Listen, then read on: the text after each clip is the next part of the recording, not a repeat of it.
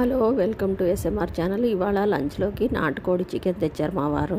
నాటుకోడి chicken, rice, జొన్న రొట్టె చేశాను. దాంట్లో కాంబినేషను మసాలాకి కావాల్సిన పదార్థాలు అవి.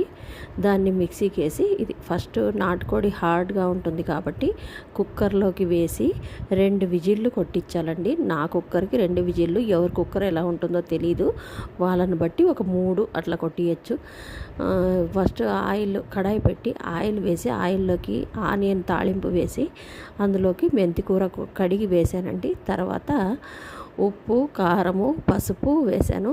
తర్వాత వేసి పెట్టుకున్న మసాలా వేసి కొద్దిగా వేయించి, కొంచెం మెత్తని పీసులు ఉండేటివి, లివరు, గుండె, ఇది హార్ట్ అట్లా ఉండేటివి తీసి వాటిని కుక్కర్కి వేయలేదండి, తాళింపులోకి వేశాను.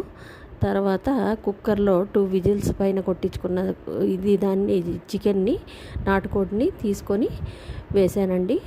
వేసి కొంతసేపు బాగా ఉడకనిచ్చి, కుక్కర్లో ఆల్రెడీ ఉడికింది కాబట్టి కుక్కర్లోకి కొంచెం సాల్ట్ వేసి ఉడికించుకున్నాను. అందుకే కూర చేసేటప్పుడు కొద్దిగా తక్కువ వేసుకున్నానండి ఉప్పు.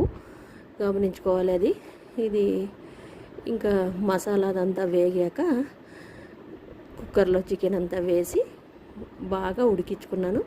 దగ్గరికి వచ్చాక 2 టమాటాలు వేసి ఇంకా కొంచెం బాగా ఉడికించాను. కొంచెం హార్డ్ ఉంటుంది, బాగా ఉడికించుకోవాలి. ఫైనల్లీ చికెన్ లుక్ అది.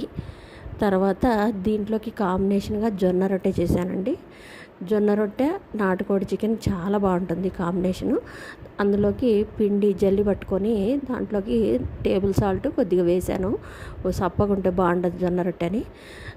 దాంట్లోకి కొద్దిగా నీళ్లు వేడి చేసుకొని పిండి కలుపుకున్నానండి. పిండి కలుపుకొని జొన్న రొట్టెని ఆ విధంగా తట్టుకున్నాను. ఇంకా కాల్చుకొని ఇది జొన్న రొట్టె, నాటుకోడి చికెను, కొద్దిగా రైస్ చేశాను. అంతేనండి ఇవాళ లంచ్. ఇది రాయలసీమ సైడు చేస్తారు, ట్రెడిషనల్ ఫుడ్. యాక్చువల్గా అలసంద వడలు చేస్తారు. ఇది నాటుకోడి పులుసులోకి.